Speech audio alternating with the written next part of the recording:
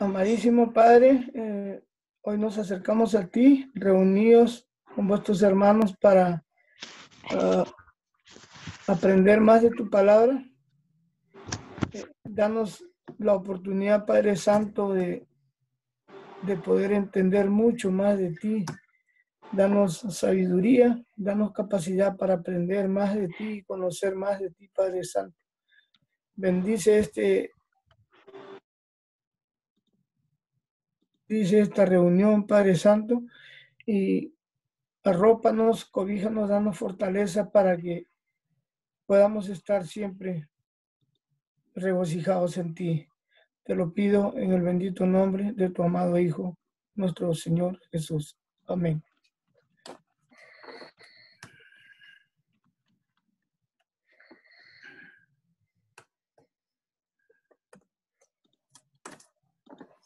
Ok, bueno. Aquí voy a necesitar tal vez, yo te digo, cuando voy a compartir la página. Yo sé que cuando yo comparto la página no se puede ver bien. Leo no puede ver bien a todos porque no tenemos un panorama como el que tenemos ahorita, ¿no? Entonces nos ponemos todos en una sola línea y él ya no puede ver quién. Entonces, tal vez si cada quien maneja su micrófono, Leo, no va a ser posible que tú, o no sé si tú lo puedas manejar, como tú lo quieras. Ya. Ok, bueno, está bien. Bueno, entonces voy a compartir, me permiten un momentito.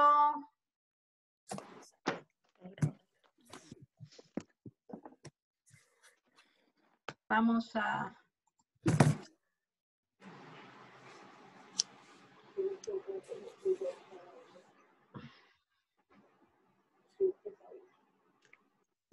Ok, bueno. Yo quiero que empecemos a estudiar el libro de los Hechos, pero antes de empezar a leer el libro de los Hechos y muchos de los eventos de los Hechos de los Apóstoles, porque la razón por la que quisiera que empezáramos eso ya es porque estamos empezando, vamos a terminar una época del año cristiano que es la Pascua y vamos a empezar en la época de Pentecostés. Pero antes de empezar y antes de ir para allá, yo quisiera hablar un poquito acerca de cómo interpretar la Biblia, porque es importante que tengamos una idea de cómo trabajar esto de la interpretación bíblica, porque muchas veces podemos tomar un texto literal y confundirnos un poco, porque si hacemos eso, la Biblia verdaderamente tiene mucha contradicción al tomar los textos literales. O sea, en el Génesis dice que nuestro Señor descansa, pero en otra parte de la Biblia dice que nuestro Señor nunca duerme y nunca descansa. Jamás duerme el guardián de Israel. Entonces, si nosotros no interpretamos los textos conforme a una manera de contexto, a veces sí surgen confusiones. Entonces, lo que yo tengo aquí es un ejemplo de para qué nos sirve el contexto de... para poder interpretar la Biblia. Vamos a ver. Primeramente vamos a ver cuál es el propósito de la Biblia. Y nadie mejor que Juan para decirnos cuál es el propósito de la Biblia. Entonces, si ustedes pueden ir a sus Biblias y buscar Juan 20, del 30 al 31, y si alguien lo tiene, si pudiera leerlo.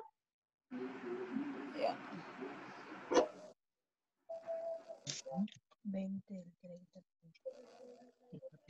20, del 30 al 30. A la vista de esta foto. El que lo tenga, dígame.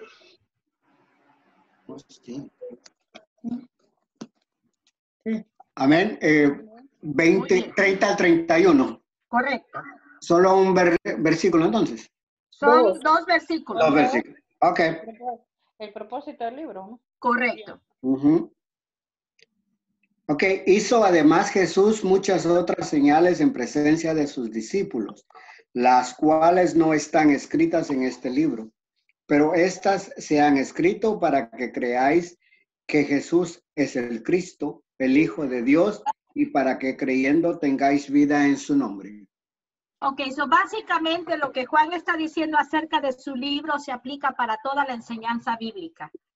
Que básicamente el propósito de la Biblia es para que nosotros aprendamos acerca de Cristo Jesús, ¿verdad? Y que a través de su palabra podamos creer en él, ¿verdad?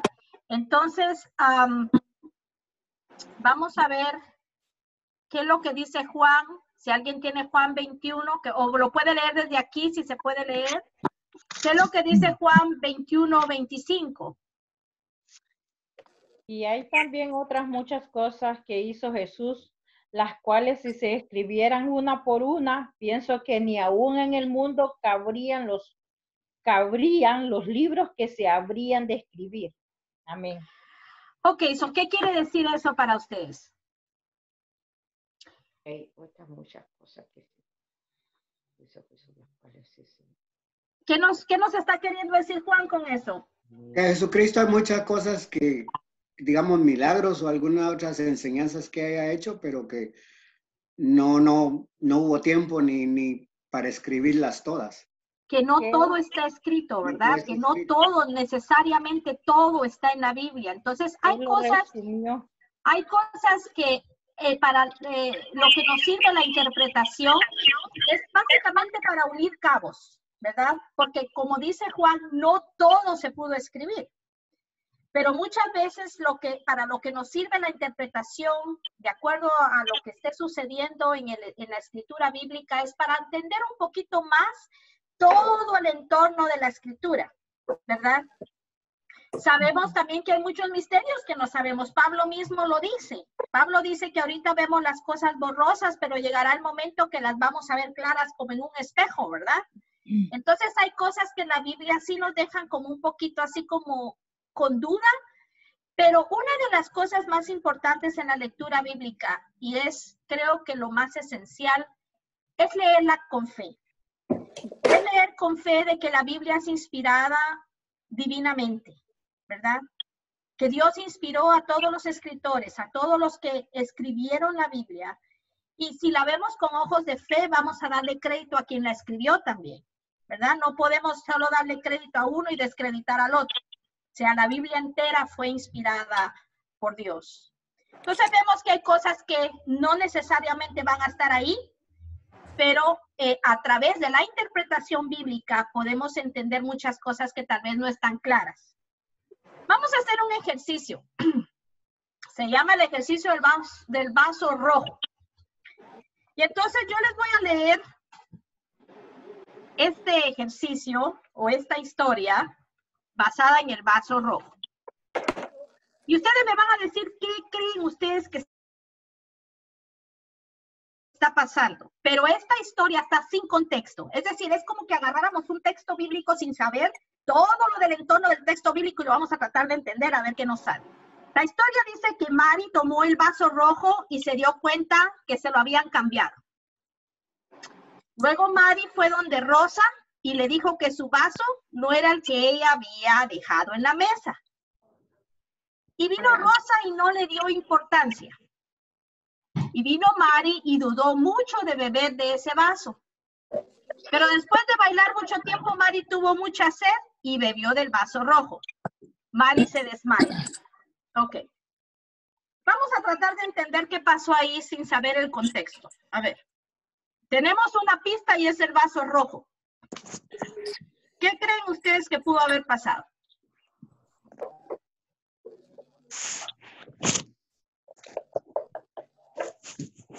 Tal vez que encontró ella alguna bebida de la cual ella no había dejado cuando se movió. Ok. Literalmente así es. ¿Mm? Confundió el vaso con otro. Confundió el vaso con otro.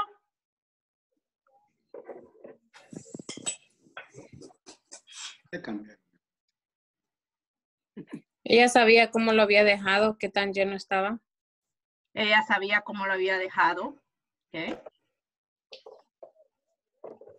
¿Alguien sabe qué significa un vaso rojo en una fiesta? Alcohol. Es personal. Es personal. Ok, ahí ya hay una interpretación. Ok. Aunque no tenemos todo el contexto, sabemos que el vaso rojo significa algo. ¿Okay? Y en cuanto a lo que significa el vaso rojo, nos hace pensar que el vaso rojo lo que tenía era bebida alcohólica. Ok, ahora vamos a verlo con el contexto. ¿Qué es lo que está pasando aquí? ¿Qué es lo que ustedes ven ahí? Una discoteca. La fiesta. Una Una discoteca. fiesta. Una fiesta. Y es una fiesta más o menos como De Año Nuevo. una fiesta de Año Nuevo o una fiesta de graduación, una fiesta media loca, ¿verdad? Parece que es un club. Stock market. Así se pone el stock market. También vemos que hay muchos jóvenes, ¿no? Yeah. Entonces, viendo el contexto, es decir, viendo la fotografía de lo que está pasando, ahora nos cuentan la historia, la misma historia. Mari es una de las personas que está en esa fiesta. Y ella dejó un vaso rojo en su mesa. Pero luego después se da cuenta que el vaso que ella dejó no era no era el mismo, ¿no? O se lo habían cambiado. Y luego después ella va con su amiga Rosa, y Rosa no le da importancia. ¿Por qué creen ustedes que Rosa no le da importancia? Tal vez Rosa piensa que ella está borracha. No, porque Exactamente. ella Miren era el testiga de lo que había pasado. ¿Cómo? Porque ella era testiga de lo que había pasado. ¿Rosa era testiga? De lo que había pasado, de lo que le habían puesto adentro del vaso y no quiso. O tú dices que tal vez ella había sido testigo. Ok. Y luego después dice que Mari, después de bailar mucho, tomó del vaso y Mari se desmaya. ¿Por qué creen que pudo haber pasado eso? O había alcohol o había droga. O había alcohol o alguien le puso droga. Entonces vamos a deducir algo. Que cuando a nosotros se nos presenta un texto sin contexto, es muy difícil entender lo que está pasando, ¿verdad? Pero en el momento de tener el contexto, o sea, la historia donde todo esto se está desarrollando, es más fácil deducir, entonces sí, pudo haber sido que la loquera, alguien le puso algo en el vaso, o como dijo Isabel, la misma amiga, pudo haber participado en cambiarle el vaso. Entonces vamos deduciendo lo que está ocurriendo en base al contexto, ¿verdad? En base a lo que está sucediendo. Lo mismo, muy similar, es lo que pasa con los textos bíblicos. Cuando nosotros tenemos contexto, nosotros podemos entender mejor lo que está sucediendo en el pasaje de la Biblia. Sin el contexto no podemos interpretar la Biblia correctamente porque nos podemos confundir. Las cosas se pueden tomar literales. Por ejemplo, cuando Jesucristo dice que si un ojo te hace pecar, te lo saques. Si lo tomamos literal, quedamos tuertos, ¿verdad? Es algo así. Entonces vamos a hablar acerca de cómo se entiende el contexto. ¿Ok? Cuando nosotros leamos un versículo bíblico, tenemos que hacernos estas preguntas. ¿Qué pasó antes de esto? Vamos a buscar Mateo 10, 23, 27. Marcos. Perdón, Marcos 10, 23, 27, el que está ahí. Ahí está en el screen. Pero para los que no lo puedan ver. No se ve. 10, 23, 29. ¿Lo leo? Sí. ¿Ya empiezo? Sí, por favor. Ok. Dice Mateo. No, Marcos, sorry. 23. Entonces Jesús mirando alrededor dijo a sus discípulos, cuán difícilmente entrarán en el reino de los que tienen riquezas. Los discípulos se asombraron por sus palabras, pero Jesús respondiendo de nuevo les dijo, hijitos, cuán difícil es entrar en el reino de Dios. Más difícil le es a un camello pasar por el ojo de una aguja que a un rico entrar en el reino de Dios. Pero ellos quedaron aún más atónitos, diciendo entre sí, ¿y quién podrá ser salvo? Entonces Jesús, mirándolos, les dijo, para los hombres es imposible, pero no para Dios, porque para Dios todas las cosas son posibles. Ok. Vamos a hacernos una pregunta acerca de este texto, ¿verdad? Primeramente, ¿qué pasó antes del texto? ¿De dónde vino esta conversación? Entonces, cuando nos hacemos esta pregunta, significa que vamos a leer antes del texto. Vamos a leer unos versículos antes para entender qué es lo que está pasando. ¿Por qué Jesucristo tuvo esta conversación con sus discípulos? Porque un rico. Ajá, a ver, Rolando. Porque antes de eso un hombre rico, no, ahorita no sé si decía el nombre, pero vino el hombre rico que le dijo, maestro, ¿qué debo hacer para entrar al reino de los cielos? Yo soy buena gente, no mato, no miento ni nada. Entonces le digo, bueno, agarra todo lo que tienes, vende y dáselo a los pobres. Y entonces como que al rico no me pareció, le digo, no, mejor no. Entonces ahí fue donde le dijo, es más fácil que pase un camello, pues el ojo de una aguja, ya sabemos que eso no es.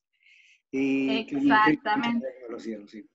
Exactamente, o sea, es importante ver el contexto de lo que está sucediendo. Entonces, lo que pasó antes fue lo que dijo Rolando, hubo una conversación con un hombre rico que no podía desprenderse de sus riquezas, quería seguir a Jesús, tenía toda la buena intención de hacerlo. Él le dijo a Jesús, yo soy una buena persona, yo cumplo los mandamientos.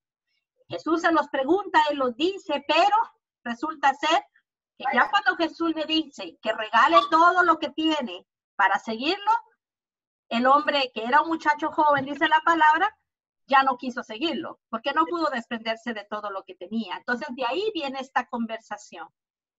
Entonces, ahí vemos lo que está pasando en ese momento. Tenemos que ver también dónde está pasando.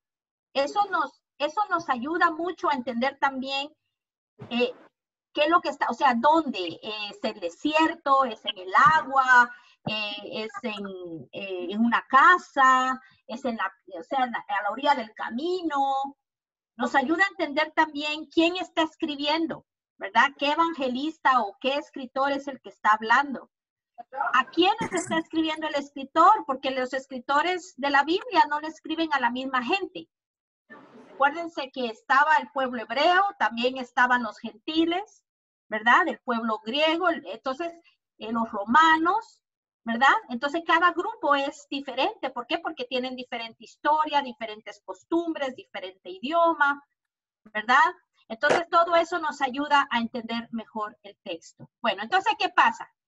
Según lo que dice aquí, si agarramos la interpretación literal del texto, nadie puede salvarse si lo agarramos literal. Porque Jesucristo dijo que lo más fácil es un camello pasar por el ojo de una aguja, pero nosotros sabemos que eso es imposible, ¿verdad? Entonces los ricos van a perecer, pobres ricos, todos se van a morir, todos van a quedar en el limbo o se van al infierno y no van a ver la gloria del Señor. ¿Pero será eso cierto? No. No, ¿verdad? Porque hay una esperanza. Miren pues, al interpretar los textos, al entender los contextos de los textos, nos ayuda a interpretarlos bien. Por ejemplo, si vamos a ver la historia, la geografía y las costumbres del lugar, resulta ser que este pasaje nos habla de la aguja a la que se está refiriendo nuestro Señor, que se asume, no está comprobado, pero se asume que eran estas entradas pequeñas que habían en las puertas de Jerusalén. Estas entradas pequeñas no eran para los animales, eran para las personas. Pero resulta ser que si un mercader era lo suficientemente avaro y lo suficientemente impaciente, podían obligar a su animal a pasar en la aguja de la entrada para llegar al otro lado más rápido, porque lo que esto significaba es que iban a tener que ir a dar la gran vuelta, ¿verdad? Entonces, si lograban hacer pasar el animal por la aguja, a patadas, empujones, como fuera, lograban economizar tiempo y llegar al otro lugar. Entonces, ¿qué es lo que esto me está diciendo a mí? Que tal vez sea difícil para un rico entrar al reino de los cielos porque le va a costar. No va a ser fácil desprenderse del amor que le tiene al dinero y a sus cosas, ¿verdad? Que no va a ser un camino fácil, va a ser un camino doloroso tal vez. Pero lo que el texto me está diciendo es que para Dios no hay nada imposible. Amén. No es imposible para el Señor cambiar corazones, cambiar mentes, cambiar las voluntades de las personas. Y es el Señor el que hace esta obra, ¿verdad? No es ni siquiera la persona, es Dios quien cambia a las personas. Entonces vemos de que hay una posibilidad de que ese hombre rico entre al reino de los cielos si tan siquiera permitiera que Dios lo transformara, que Dios cambiara su forma de pensar, que Dios haga lo que él mismo no puede hacer. Entonces ya el texto me está diciendo algo muy diferente. ¿Me están entendiendo? Amén. ¿Sí? El texto me está enseñando algo muy diferente a que si yo lo hubiera tomado literal. ¿Verdad? Si lo tomo literal, condeno a toda la gente con dinero. Pero si lo interpreto, entiendo que Dios es un Dios maravilloso. ¿Ok? En la Biblia hay muchos simbolismos. Hay muchas cosas que significan otras cosas. Por ejemplo, cuando nosotros escuchamos en la Biblia que nuestro Señor Jesucristo es la luz del mundo, es la luz eterna para nosotros, es la luz que nunca va a desfallecer. Esto viene de un simbolismo. Por ejemplo, en el libro de Macabeos, que no se encuentra en las Biblias que nosotros tenemos, a menos que sea una Biblia romana, es un libro que no está canonizado, no está ahí, pero ahí se habla de lo que significa la luz eterna, que significa que esa luz, esta lámpara necesitaba aceite. Y resulta que cuando los macabeos se rebelaron y recuperaron el templo de Jerusalén, parece ser de que la lámpara estuvo prendida por 8 días sin necesidad del aceite. O sea, Dios hizo el milagro y por eso a eso se le llama la luz eterna. Entonces, lo que la Biblia nos dice es que Jesús es la luz eterna porque Jesús siempre va a ser luz en nuestra vida. Siempre. No va a cesar de serlo. O sea, no va a estar un ratito, después ya no va a estar. Cuando Jesús está en nuestra vida, está siempre. ¿Verdad? Sí. Ok, también tenemos las costumbres.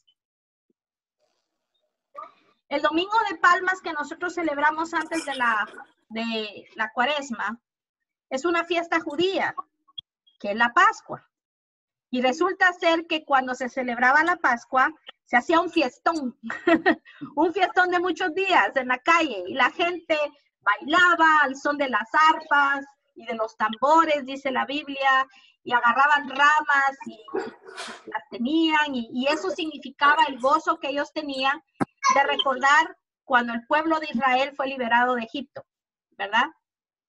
Y entonces las palmas también es una costumbre para nosotros los cristianos de recordar la entrada triunfal de nuestro Señor Jesucristo a Jerusalén. Entonces el Pentecostés al que vamos a entrar también tiene sus inicios en una fiesta judía, ¿verdad? El Pentecostés es, para el pueblo judío, el Pentecostés, que es el Shavuot, es 50 días después de la Pascua. Y recuerda el momento que Dios entregó los 10 mandamientos a Moisés.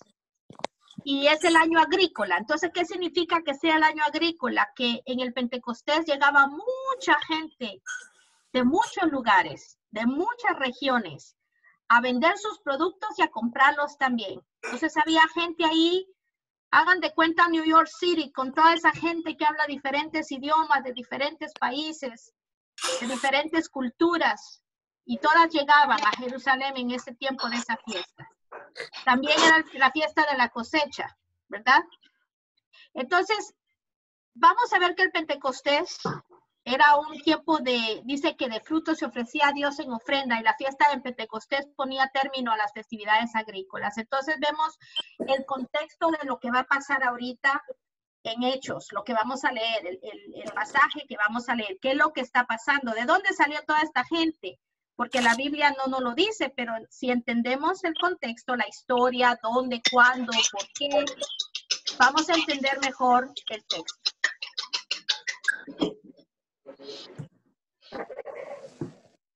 Entonces vamos a pasar ahora a Pentecostés, que es a lo que quiero llegar. Y si ustedes pueden abrir sus Biblias en Hechos.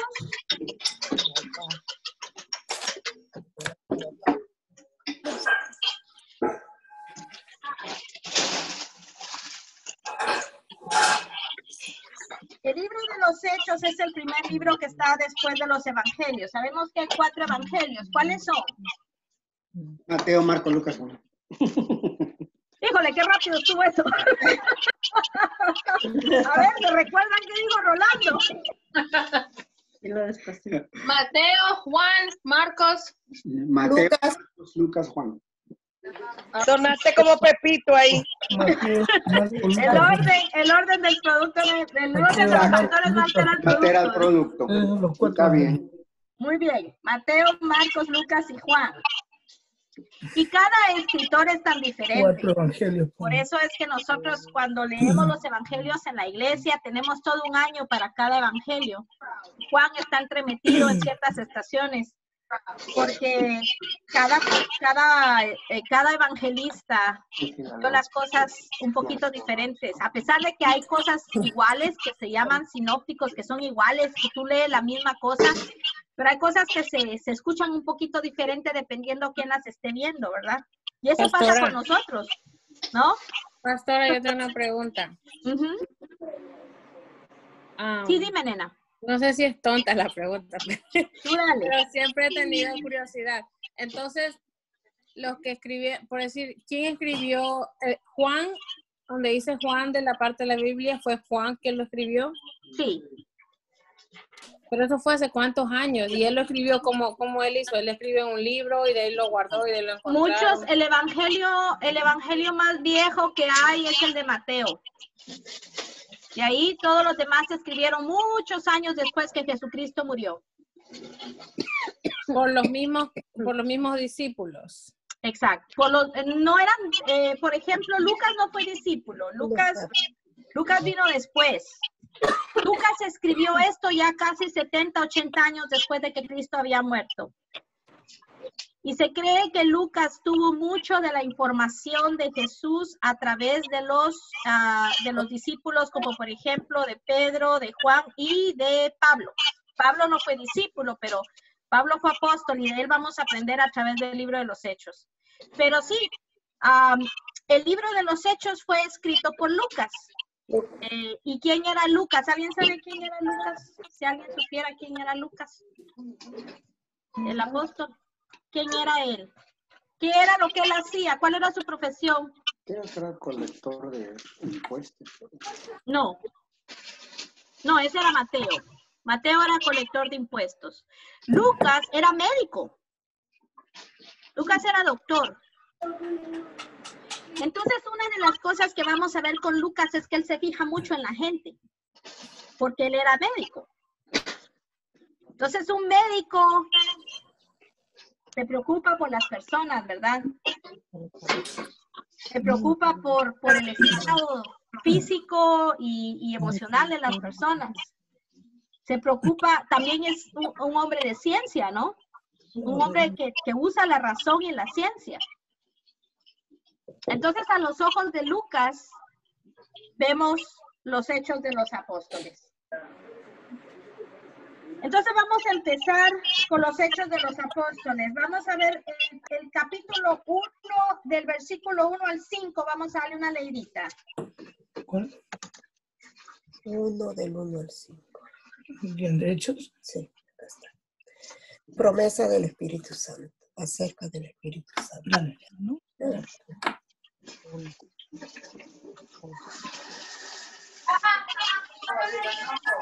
¿Quién lo tiene? Oh, Teófilo. Promesa acerca del Espíritu Santo.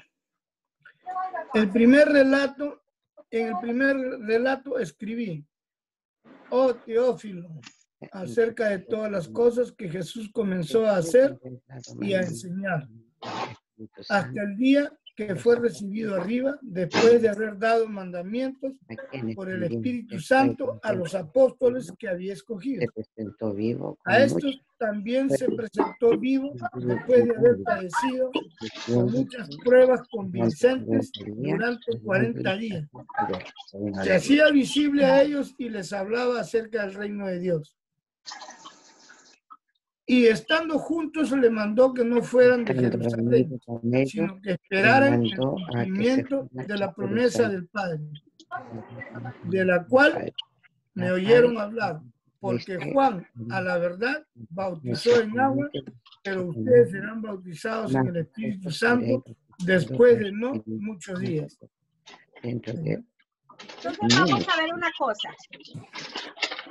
Si vemos en el versículo 1, dice en el primer tratado. ¿Saben por qué dice en el primer tratado? Porque se considera que el libro de los Hechos es una segunda parte del Evangelio de Lucas. Que Lucas escribió esto en dos partes. Una fue su Evangelio y la otra fue el libro de los Hechos. Y vemos que está dedicado a un tal Teófilo. Ahora, lo que la historia nos cuenta es que la palabra Teófilo no necesariamente es un nombre, fíjense. Teófilo es más o menos como un sobrenombre. Y lo que quiere decir es amado por Dios. Es como que si yo le diga a Roger, oh, mi amado por Dios, déjame escribirte estas cosas. O cuando yo le digo a alguien, mi niña linda, ¿verdad? No necesariamente es un nombre, sino que es un sobrenombre con mucho cariño que se le está dando a alguien. Entonces no sabemos realmente quién es Teófilo. Pero Teófilo sabemos que era un hombre de Dios por el sobrenombre que le está dando Lucas, ¿verdad? Ok, entonces dice que Juan, en el versículo 5, dice que Juan ciertamente bautizó con agua. ¿A qué Juan se está refiriendo aquí Lucas? Juan el Bautista. Juan el Bautista. O sea, no confundamos Juan el Bautista con Juan el escritor, ¿verdad? Con Juan el evangelista. Ok, entonces aquí vemos de que Lucas está empezando a escribir acerca de lo que el Señor les dijo a los discípulos que hicieran. Ahora, el día de mañana vamos a estar celebrando el Día de Ascensión. Es el 21 de este mes, es el día que celebramos la ascensión de nuestro Señor Jesucristo al Padre, ¿verdad? Es nuestra fiesta patronal, el Día de Ascensión, o sea que mañana lo vamos a celebrar. Pero aquí viene la lectura de la Ascensión. Entonces me gustaría que la leyéramos del versículo 6 al versículo 11. Si alguien la tiene.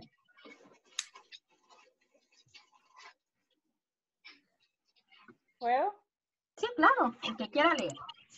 Entonces los que habían reunido le preguntaban diciendo, Señor, ¿restaurarás el reino a Israel en este tiempo? Y les dijo, no, os toca a vosotros conocer los tiempos a los sazones que el Padre puso en su sola potestad. Pero recibiréis poder cuando haya venido sobre vosotros el Espíritu Santo. Y me seréis testigo en Jerusalén, en toda Judea, en Samaria y hasta en lo último de la tierra. Y habiendo dicho estas cosas, viéndolo ellos, fue alzado y tomó sobre sí una nube que le ocultó sus ojos. Y estando ellos con los ojos puestos en el cielo, entre tanto que él se iba, he aquí que se pusieron junto a ellos dos varones con vestiduras blancas, los cuales también les dijeron, varones Galileos, ¿por qué estáis mirando al cielo? Este es mismo Jesús, ese mismo que Jesús ha sido tomado de vosotros al cielo. Vendrá así, tal como lo habéis visto ir al cielo. Ok, vamos a parar ahí. Ok.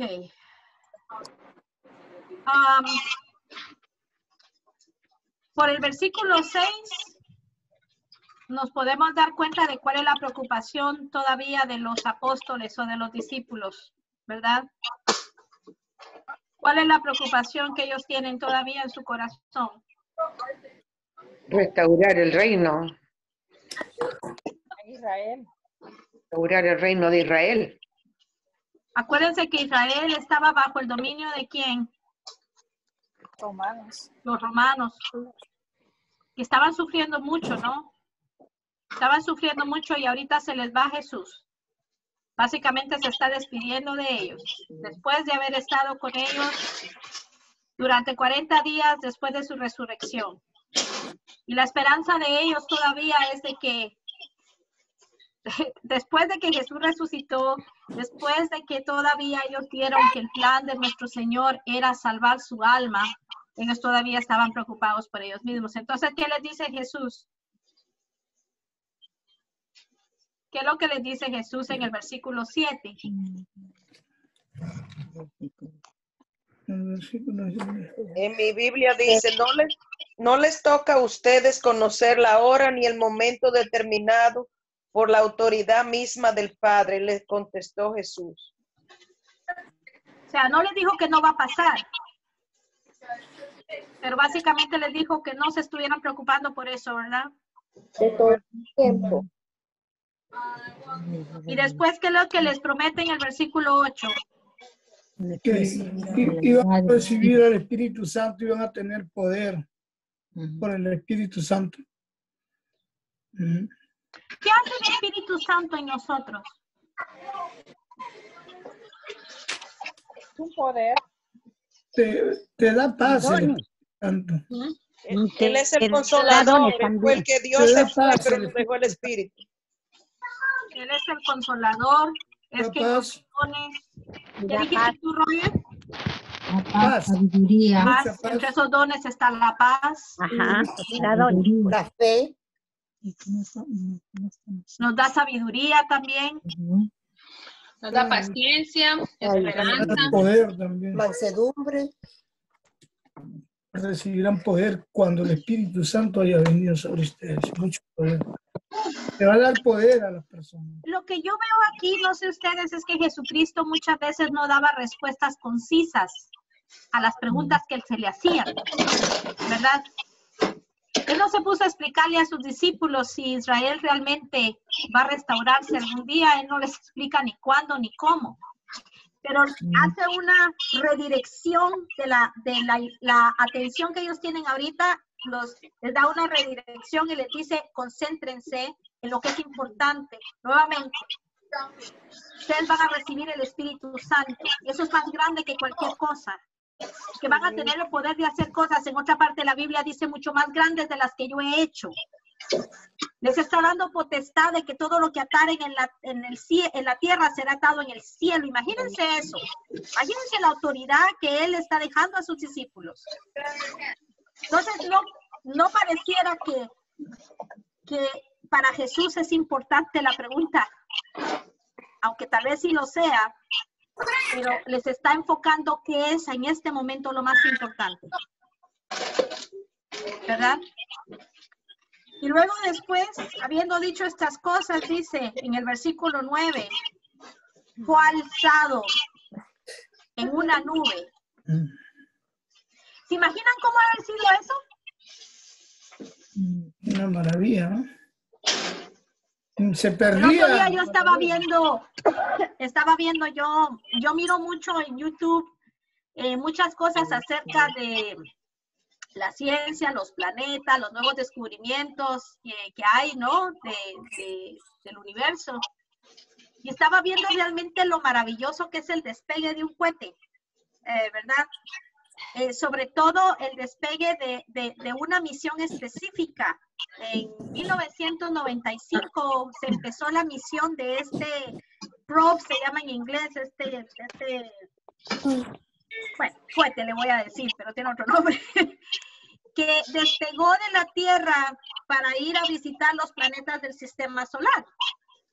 Y nos ha mandado fotos desde ese entonces de todos los planetas, de Saturno, de sus lunas y de todos los planetas, de Júpiter, y llegó hasta Plutón. En fin, pero lo que me llamó la atención es ver la reacción de las personas cuando este artefacto se está elevando y está elevándose en una nube. Muchos lloraban, otros se abrazaban, otros reían, porque sabían la misión que ese cohete llevaba. ¿Se imaginan ustedes la reacción de los discípulos al saber la misión que nuestro Señor Jesucristo tuvo y les dejó a ellos en la tierra y verlo a Él elevar? ¿Cómo ha haber sido eso? Yo me imagino que ellos no podían bajar la cabeza. Claro. No han de haber quedado con el cuello torcido para arriba, saber por cuánto tiempo, ¿no? Tanto así que tuvieron que aparecer ángeles para que les dijeran, ya bajen la cabeza. ¿Verdad? Creo que no podían. Creo que iban a caminar así por el resto de su vida. Porque fue algo muy asombroso, me imagino yo. ¿Están ustedes? Y ahí en ese momento había mucha gente incrédula aún todavía. Y eso le causó como hasta pánico, diferentes tipos de sensaciones, hasta sentimientos encontrados de ver que él se iba y se iba ocultando en las nubes y se iba perdiendo. ¿También? Exacto. ¿Claro? Porque, pero me gusta mucho la redirección que le da otra vez Jesucristo, nuestro Señor, a los discípulos a través de los ángeles. ¿Qué es lo que los ángeles les dicen a ellos? siempre deja una incógnita el Señor cuando hace las cosas, porque al final también dice, ¿no? De que así como conforme se fue, de la misma manera vendrá. O sea, de la misma manera va a todo en incógnita porque nadie sabe cuándo va a venir. Exacto. Y cómo va a venir, cómo va a llegar. Nadie, esa es la incógnita también que él dejó. Es en la misma figura como él se fue elevado, de la misma manera va a descender también. Pero no sabemos los tiempos exactos, ¿no? Cuando va a suceder esa cosa, no sabemos. Son las incógnitas que dejó él en la tierra. Como dice, para poder escudriñar la Biblia, las incógnitas son las que tenemos que descubrir para ir aprendiendo más de él, ¿no? Porque si todos nos lo ponen fácil, ya pues no tiene, como 2 más 2 es 4, ya. Muchas cosas tienen que ver con la fe, ¿no? Lógico. Es lo que hablábamos al principio de la lectura bíblica. Claro. Si no lo hacemos con ojos de fe, es muy difícil entenderla. Muy difícil entender la Biblia. Claro. Hay cosas en la Biblia que son un poquito, son raras, ¿no? Cosas que no tienen como mucha explicación lógica. Hay veces cosas que parece que se contradicen también. Exactamente. Exactamente. Sí, es como que también, pastora, mira, aquí vemos de que como que todos podemos creer, ¿no? Pero no es suficiente creer, sino que hay que confiar y hay que tener fe. Todo es un todo, ¿no? El creer es una parte, tener la confianza en el Señor es otra parte, y tener fe de que esas cosas van a suceder, sostener la fe es otro, porque es como un todo que tiene que estar unido para avanzar, ¿no? Eso no va separado. Dice, yo creo en el Señor, pero hago mi vida como se me da la gana. Esa no va con la otra. ¿Ves? No encaja. Como dicen, nosotros tenemos que hacer las cosas. Todos nos hemos equivocado, pero tenemos que ir aprendiendo a hacer las cosas de acuerdo a cómo le agradan más al Señor. Claro. Así. Porque ayer justo hablábamos del entorno de nosotros. Usted lo explicaba bien bonito. De qué vale a veces cuando tú estás entregado al servicio del Señor, pero cobijas delincuentes en tu casa, cobijas gente de mal vivir en tu casa, o vas y te reúnes con gente de mal vivir en tu casa. O sea, ¿dónde está tu fortaleza de fe y confianza en el Señor a que tú le dediques tiempo a otra gente que te va a ayudar, te va a quebrar el camino? O sea, son 3, 4 partes que tienen que ir de la mano para poder alcanzar los misterios del Señor. Exacto. Claro. Muchos Claro misterios. Claro que como dice Roger, ¿cierto? Bueno, yo pienso, o sea, eso sí es verdad, ¿no? Yo digo que uno quisiera. Lo que pasa es que una vez comete errores. Por ejemplo, en mi caso, yo digo, ¿no? Yo creo en Dios y todo el cuento, pues cierto, trato de ser buena gente, mandar pues los mandamientos, pero cuando uno, digamos, está joven, comete errores. Entonces, en mi caso, por ejemplo, yo tengo familia por parte pues del esposo que no creen. Entonces uno es como que queriendo hacer el bien, pero no lo dejan, o sea, como que uno no avanza, porque hay gente pues pegada que no, ¿tú me entiendes? Que no sigue las mismas, ¿cómo se dice? La misma fe. Ajá. La misma fe, entonces no es porque uno no lo quiera hacer, sino que simplemente pues uno se equivocó y la vida pues ni modo, le tocó eso ya de familia, ¿no? Sí, sí. Es diferente, o sea, hay que verlo desde el punto de vista diferente. Sí, el Señor no nos dice que no estemos con ellos en el aspecto de que no podemos rechazar a nuestros hermanos, pero sí exhortarlos, eso sí. ¿Verdad? No, que eso es verdad.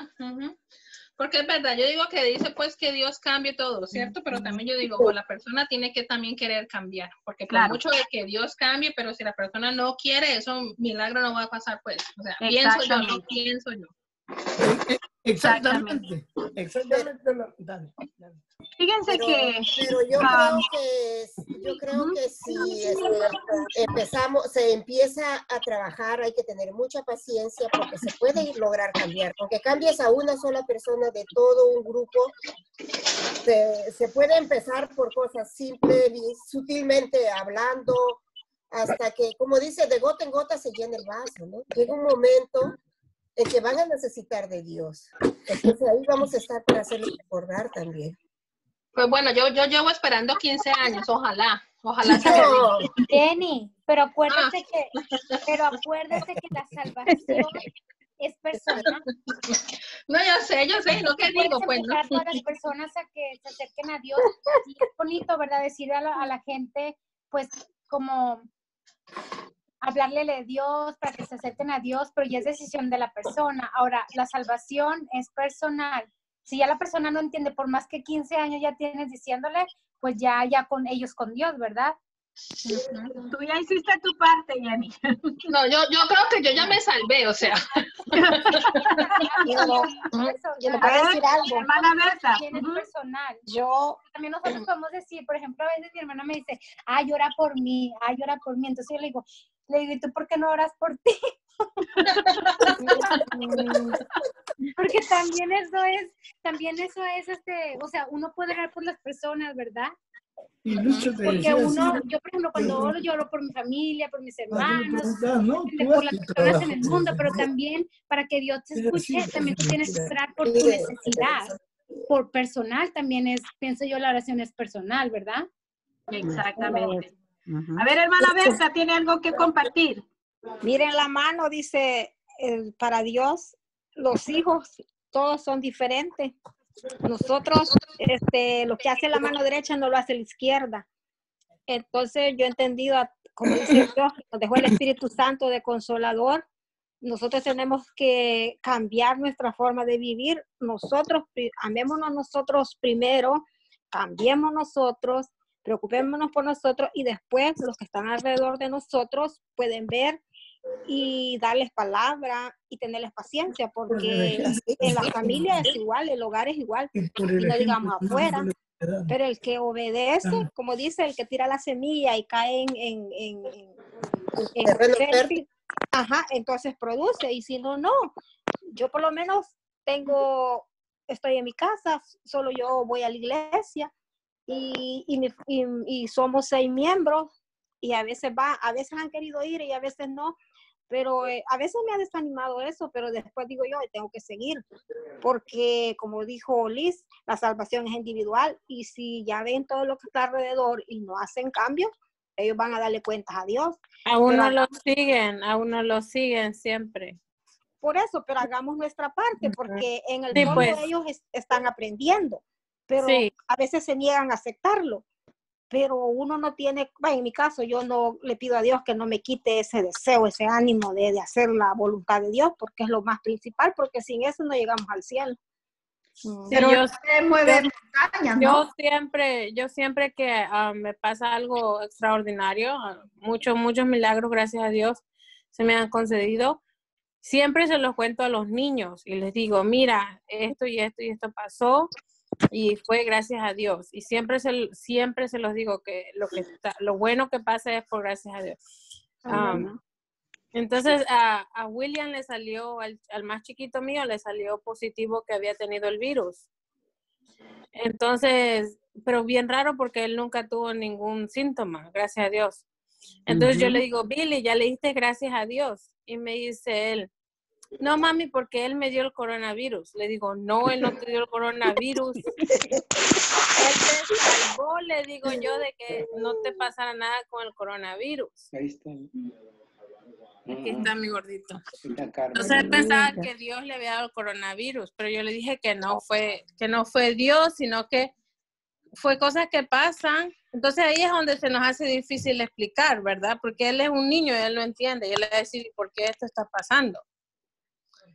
Pero yo le dije a él de que Dios no le dio el coronavirus, pero que Dios lo salvó y que no le pasó nada malo porque él tiene asma. Entonces, imagínense, y no tuvo ningún síntoma y eso es puro gracias a Dios.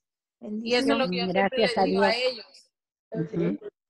No tuvo fiebre, no tuvo. Yo ni sabía, simplemente lo llevé a hacer los exámenes de sangre a todos llevé. Y de todos, yo salí positiva, Justin y William salieron positivos. Y Adrián, que es mi esposo y que siempre está conmigo, negativo, y Christopher negativo. Wow. También tiene que ver mucho el tipo de sangre. ¿Qué tipo de sangre eres? No sé. Yo tengo una amiga. Para no desviarnos del tema. Permítanme. Sí, Marilyn, dime. Les contaba la semana pasada, hace 2 semanas creo, de una señora que trabajaba en el otro building de la compañía donde trabajo, que era atea. Todos le hablaban de Dios y ella se mofaba, se reía, se burlaba de las señoras que usan falda, cabello largo y de todo lo demás, hasta que le ha dado el coronavirus. Ya estaba al borde de la muerte. Llamó a sus amigas que oren y pidan, y esa señora en el hospital se entregó a Dios, a Jesús. Amén.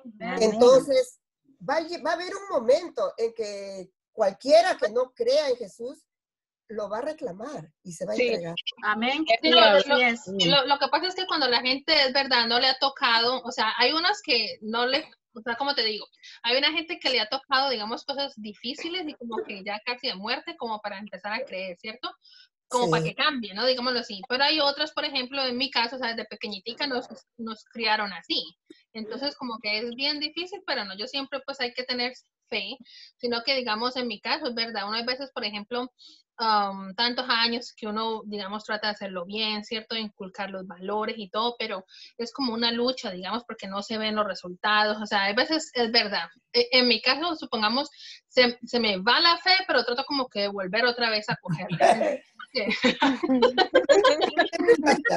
que yo creo que todos pasamos por ese momento.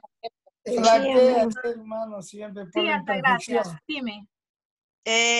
A veces en la radio, a veces que yo escucho, hay un señor que siempre llama y él hace alarde de que es ateo. Entonces, personas lo tratan de cambiarle su mente y todo eso.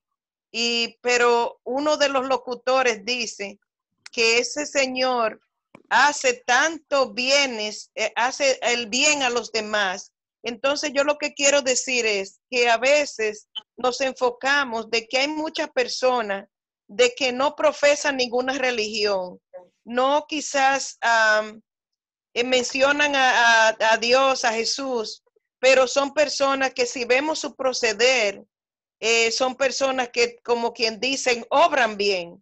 Entonces Dios se encargará de cambiarle y de algún día darle una circunstancia que como dice Marilu, de darle una circunstancia que lo atraiga a él o que lo puedan reconocer. Porque muchas veces hay muchos templos, muchas iglesias llenas de muchas personas que a veces vamos y no entendemos lo que está pasando. Nos pasamos la vida entera siguiendo algo, pero no hay cambio en esa persona. Entonces a veces tenemos que ser como un poquito más tolerante. Otros también toman esa actitud porque han sido heridos donde a la religión que trataron de profesar. So, Dios se encargará de darle una circunstancia que lo haga cambiar. Sí, eso que acabas de decir acerca de las obras, a veces yo veo y digo, me duele porque la Biblia es muy clara en decir de que por obras no iremos al cielo.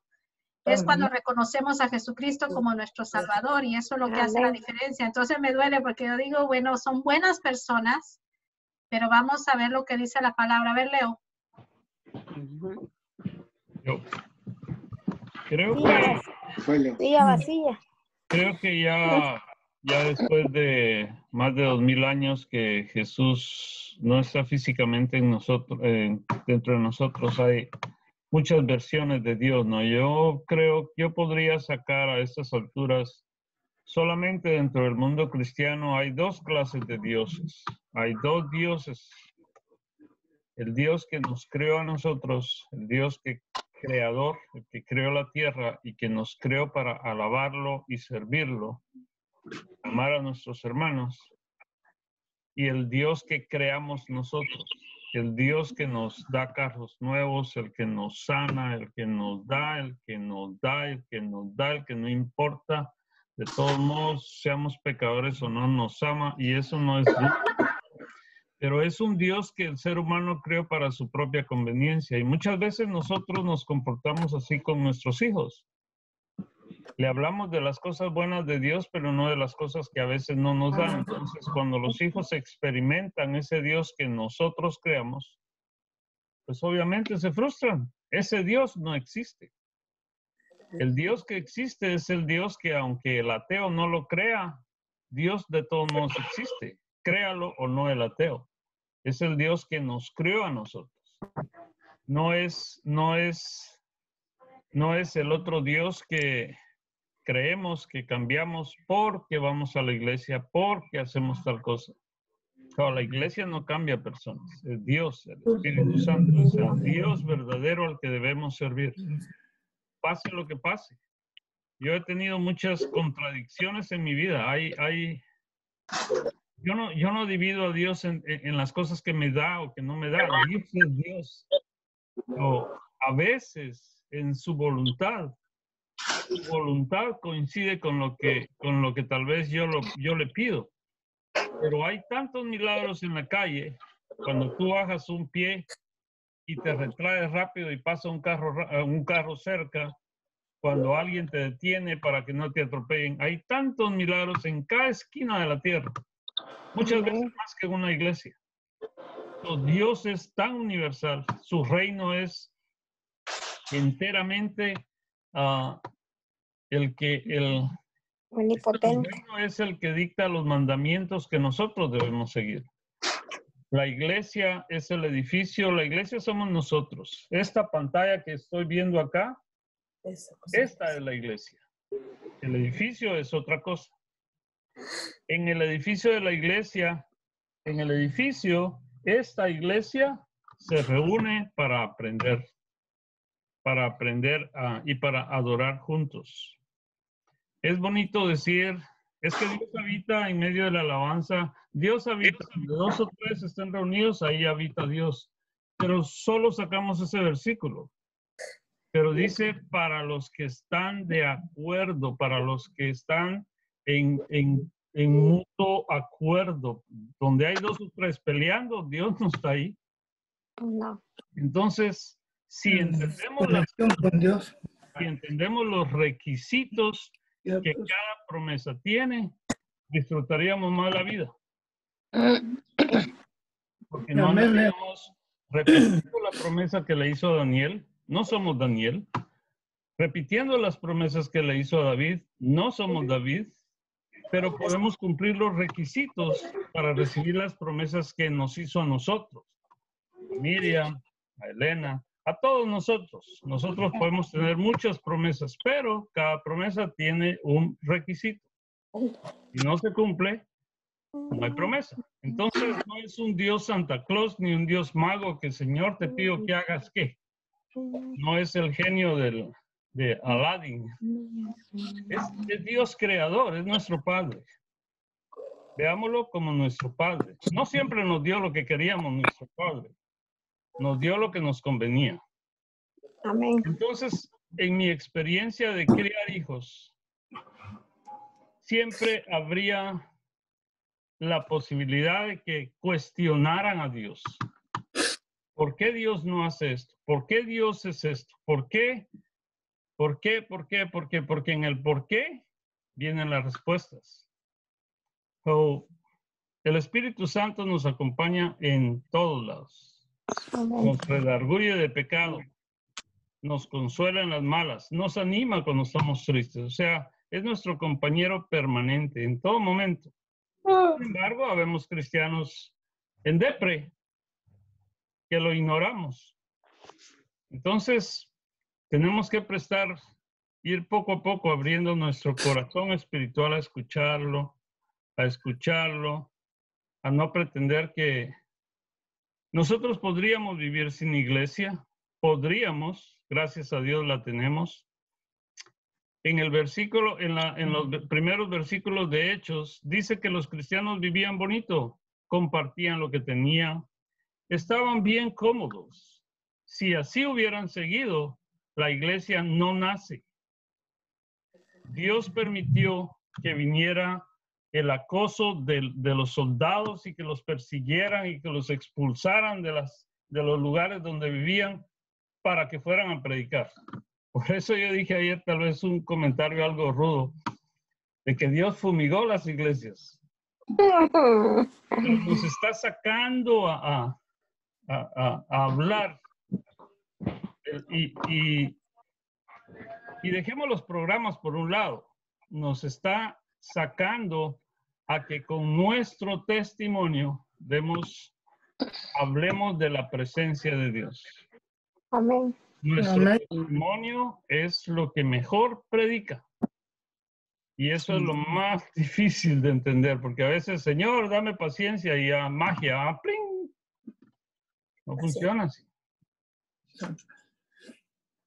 Amén. Les puse mute. No, está bien. Amén. Es una gran verdad. Es una gran verdad lo que dice Leo, porque siempre nosotros en nuestra mente a veces le hacemos creer a los hijos. Es como cuando tú le das todas las cosas que el hijo necesita. Al final no le has abierto no le has puesto un poquito de camino difícil para que él aprenda a valorar las cosas. Y cuando tú le haces falta, en vez de que ese niño sea feliz, va a ser muy infeliz porque va a sufrir. En el primer tropiezo no va a saber cómo levantarse. Ese es el problema. Nosotros creamos esos mundos extraños en los hijos. Lo hacemos nosotros como un segundo Dios, como dice Leo, ¿no? Porque si Dios es único, Dios es universal, nosotros tenemos que estar sumergidos en Él. Pero tampoco, jamás creo que se nos va a dar siempre las cosas que nosotros le pedimos a Él. Porque siempre nosotros queremos, y a veces nos olvidamos también que nosotros tenemos que dar. Y a veces dándole algo al prójimo, hasta un abrazo, le estamos abrazando al Señor. O sea, no siempre es la cuestión física. A veces cuando tú le das afecto, cariño, amor a una persona, lo que tú hagas con el prójimo lo estás haciendo con él. Hay muchas cosas de que Leo ha puesto bien el contexto de este espacio. Volviendo al estudio bíblico, los discípulos no le pidieron al Señor el Espíritu Santo, ¿verdad? Al empezar no sabían ni lo que era, tal vez. A pesar de que el Señor ya les había soplado el Espíritu Santo anteriormente. Creo que ellos no lo habían experimentado todavía. Entonces no estaban entendiendo a cabalidad lo que se les pedía. Hasta Pentecostés. Ellos estaban preocupados cómo iban a quedar por la persecución en la que estaban. Habían matanzas, los estaban siguiendo. Entonces ellos querían su seguridad física. Era lo que les estaba importando. Señor, ¿vas a restaurar a Israel, sí o no? Estaban cundidos en miedo, en pánico. Ustedes van a recibir el Espíritu Santo. Es algo mucho más grande de lo que tan siquiera pueden imaginar que va a venir a ustedes. Creo que no entendían, perdón, pastora, no entendían o no querían entender porque estaban cundidos en pánico, en miedo, en temor de lo que iba a pasar. Y a veces nosotros también pedimos cosas, pero el Señor sabe qué es lo que nos conviene. A veces también sabe qué es lo que nos va a dar, ¿verdad? Porque es lo que está en sus propósitos y planes para nosotros. Es cierto lo que dice. Muchas veces no es precisamente lo que nosotros queremos. Bueno, voy a dejar el estudio aquí porque quisiera ahondar un poquito más en el resto de hechos, entonces lo voy a dejar para el próximo miércoles. Pero si ustedes quieren leer la elección del sucesor de Judas, que está desde el versículo 12 en adelante hasta el 26, vamos a dejar la venida del Espíritu Santo para el próximo miércoles. Nosotros vamos a celebrar Pentecostés ya el 31 de mayo. Es el día de domingo. Domingo de Pentecostés. Y vamos a dejar el estudio bíblico de Pentecostés para entonces para el 27, ¿verdad? Okay. Pero me gustaría que leyeran los versículos que hacen falta, que son la elección del sucesor de Judas. Quiero que lo lean y traigamos comentarios sobre esa lectura para el próximo estudio bíblico. Voy a pedirle a alguien que ore para cerrar el estudio. Le voy a pedir a Lionel que apague el recording y ya podemos quedarnos platicando y comentando si ustedes quieren, ¿ok? Y alistarlas para el viernes, pastora. Sí, eso lo vamos a hacer después de que apaguemos el recording, ¿ok? Pero quisiera que también, Rolando, nos puedes dirigir tú en oración. Estás mutado. ¿Te puedes desmutar tú? Leo, te tiene que abrir el micrófono. Tú, Rolando, por telepatía, ya. Ahí está. Ok, dirígenos tú en oración para cerrar el estudio, por favor. Amantísimo Padre, gracias te damos, Señor, por este nuevo día que nos has regalado y por darnos nuevamente la oportunidad de estar aquí todos juntos aprendiendo de tu palabra, Señor. Y esperamos que, como tú dices en tu palabra, que tu palabra no regrese vacía, sino que se entre hasta nuestro corazón para así poder asimilar y saber, Señor, cómo poder obedecer tus órdenes, lo que tú nos has mandado, Padre. Así que te damos muchas gracias por todas tus bendiciones, porque el estar aquí aprendiendo de tu palabra, Señor, es una bendición para todos nosotros. Y también te agradecemos porque tú también nos mandaste el Espíritu esté con nosotros en nuestras horas de angustia, cuando, Señor, sentimos que flaqueamos y que como que se nos quiere ir la fe, Señor. Pero ahí está el Consolador que nos dice, anda, ánimo, Señor. Y por eso te damos infinitas gracias, Padre amado.